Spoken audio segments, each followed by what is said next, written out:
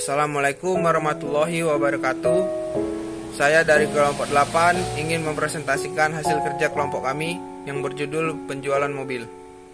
Baiklah, yang pertama saya akan menjelaskan apa itu C++. C++ adalah bahasa pemrograman hasil pengembangan bahasa C. Sintak penulisan C dan C++ hampir mirip, tetapi berbeda dengan langkah penyelesaian masalah. Pada bahasa C, langkah penyelesaian masalah dilakukan dengan cara membagi-baginya ke dalam sub masalah yang lebih kecil. Kemudian ada beberapa komponen bahasa C++, yaitu header, fungsi utama, identifier atau pengenal, tipe data, deklarasi variabel, assignment, konstanta, komentar. File header bahasa C++ yaitu include yourstream dan include conio.h. Tipe-tipe data yaitu tipe bilangan bulat atau integer, tipe short, tipe long, tipe float, tipe double, tipe data karakter tunggal, dan tipe data boolean. Baiklah, selanjutnya akan dilanjutkan oleh Selby. Assalamualaikum warahmatullahi wabarakatuh. Terima kasih untuk kesempatan yang diberikan kepada saya. Baiklah teman-teman, di sini saya akan menjelaskan tentang struktur kode. Tetapi sebelum saya menjelaskan, teman-teman bisa lihat tentang rancangan programnya di PPT kelompok kami kelompok 8. Nah, di situ ada semua tentang rancangan program-program yang kami buat. Nah, di situ saya akan menjelaskan baris per barisnya. Yang baris pertama itu ada include yourstream. Nah, itu berfungsi sebagai file header yang dasarnya digunakan untuk menyatakan bahwa file dari program yang sedang ditulis menggunakan pustaka atau library. Nah, yang di dalamnya memuat kumpulan keyword dan bastion.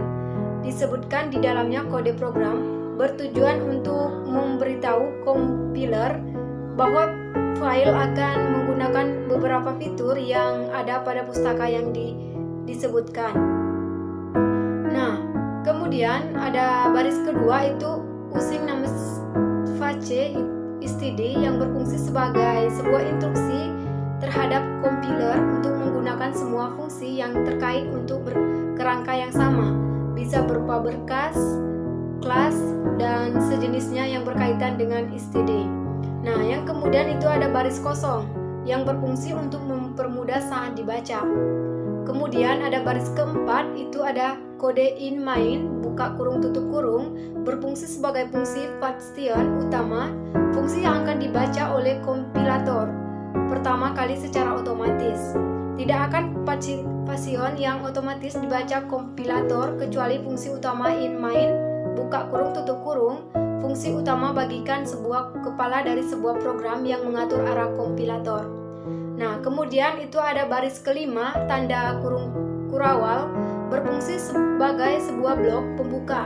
Blok pembuka memilih sebuah pasangan yang dinamakan blok penutup yang menyatakan bahwa kode yang diapit oleh mereka adalah suatu ruang lingkup atau disebut dengan scope, dan menyatakan bahwa semua kode di dalam blok tersebut merupakan divisi dari fungsi utama.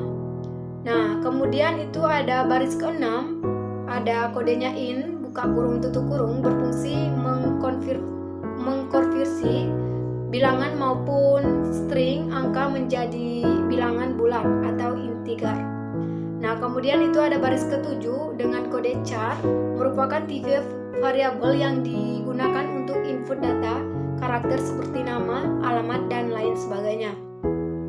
Kemudian itu ada baris ke-8 atau 170 dengan kode do, program yang akan diulang yakni berisi sebuah frame chord dengan tanda lebih besar 2 kali, terus buka kutip tutup kutip lalu L untuk menampilkan teks, dan sebuah perintah instrument i++ untuk menaikkan nilai variabel i sebanyak 1 angka.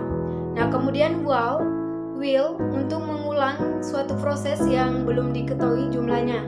Mengecekkan kondisi akan dilakukan terlebih dahulu. Jika digunakan untuk menyatakan perulangan, do while seperti will melakukan perulangan walaupun belum diketahui jumlahnya.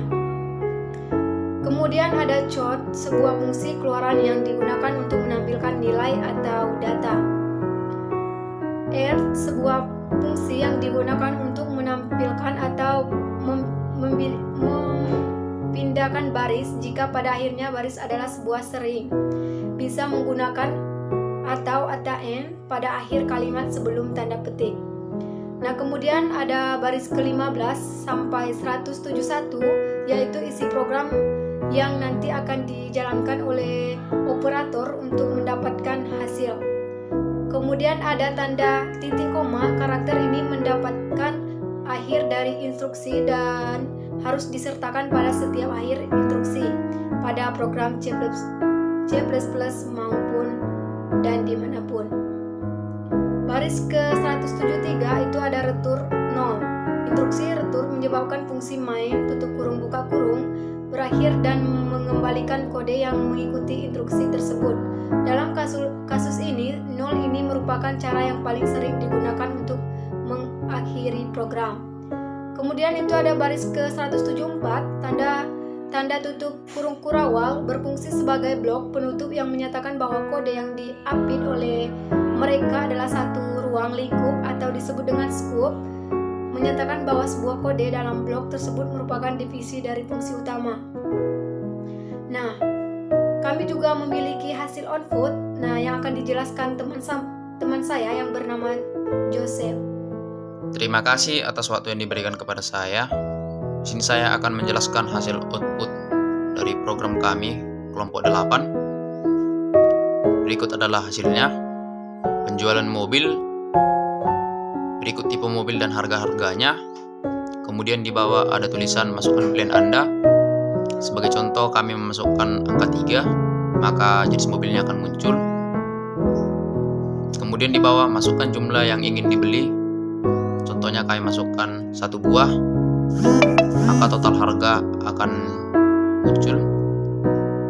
Kemudian tulisan dibayar, sama kami membayar 339 juta. Kembaliannya 0. Kemudian di bawah ada tulisan masih ada yang lain, Y atau T. Kami pilih T atau tidak, maka